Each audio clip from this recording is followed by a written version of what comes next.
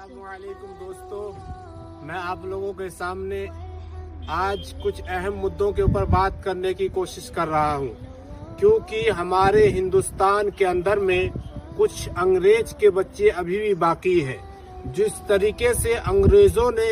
हम लोगों को लड़ा करके हमारे हिंदुस्तान में हुकूमत की है, उसी तरीके से आज हमारे देश में कुछ राजनेता हैं जो बीजेपी आरएसएस वाले लोग हैं। उन्होंने हम लोगों को लड़ा करके हिंदुस्तान पे कब्जा जमाने की कोशिश कर रहे हैं और हिंदुस्तान के इतिहास को मिटाने की कोशिश कर रहे हैं। तो मैं ये जानता हूँ कि हिंदुस्तान न कभी किसी का हुआ और न किसी का होगा, क्योंकि हिंदुस्तान की मिट्टी में हिंदू, मुसलमान, सिख, ईसाई सारे का खून शामिल है। हिंदुस्तान को आजाद कराने में सारे भाईचारे के साथ हिंदुस्तान को आजाद कराया गया था। उसमें बिस्मिल्लाह खान भी था, उसमें शहीद भगत सिंह भी थे, उसमें बापू नेहरू भी थे और इसी तरीके से बहुत जैसे लोग जो हिंदुस्तान की शहादत में जिनका खून बहा है, जिन्होंने हिंदुस्तान को शहादत दे करके हिंदुस्तान को आजाद करवाया है, उन लोगों की इतिहास को हमें जिंदा रखना चाहिए,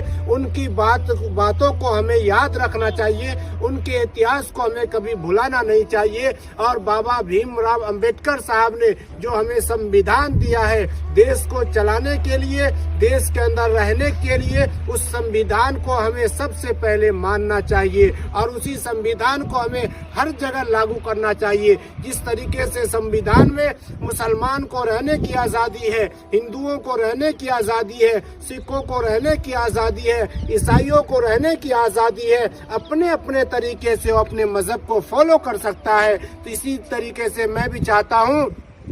कि मैं मुसलमान हूँ, मैं कलमा पढ़ने वाला हूँ, इस्लाम को मानने वाला हूँ, तो हमें भी आज़ादी चाहिए। बल्कि इस तरीके से हमें निशाना बनाया जाता है, कभी मस्जिद के नाम पर, कभी दरगाह के नाम पर, कभी किसी और चीज़ों के नाम पर हमें कभी आतंकवाद कहा जाता है, कभी हमें कोई और चीज़ों से कहा जाता है। तो मेरे अजीज साथियों, हम कोई आतंकवाद नहीं है, हम ना कोई देशद्रोही हैं, बल्कि हमारा हक भी उतना ही है जितना आपका हक है हिंदुस्तान में।